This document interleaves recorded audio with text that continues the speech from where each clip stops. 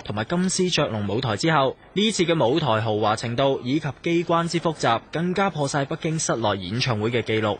而呢日呢 Jolin 嘅好朋友體操明星劉璇都有出現打氣，更加即場指導 Jolin 絲帶舞嘅技巧。腳可以打開一點。你說這樣子？對。其實我覺得已經非常好了，因為他才練了有多久？一年多，已經到這個有這樣的水準，已經非常好了。剛剛其實就是跟他指點了一些非常細節的地方，因為我覺得在一個整套動作當中，細節是很重要的。所以剛剛細節我希望就是明天你能在演出的時候能夠做到的話，可能會更好。好，我盡力。沒關係，不要有壓力。大家對 Jolin 之前喺香港同埋台灣嘅歌唱上面超凡嘅舞技都嘆為觀止，尤其係非常之考體力嘅鋼管舞。Jolin 表示，由於呢次表演場地更大，所以呢就要盡量保持體力。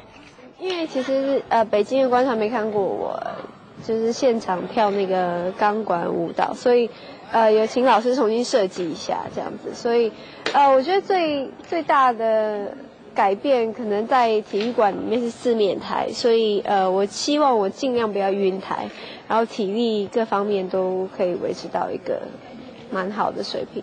我覺得你已經很瘦了，所以真的要注意身材。今天見到他，覺得比上次我見他還瘦了一圈。上次對，這樣一年中對，可能因為練舞的關係。睇真啲，最新嘅 Ricoh R10，獨有第3代 Smooth Imaging Engine 晶片。有降低雜訊、調校色差功能，就算光線唔夠，每張相連邊個位都清晰完美，加上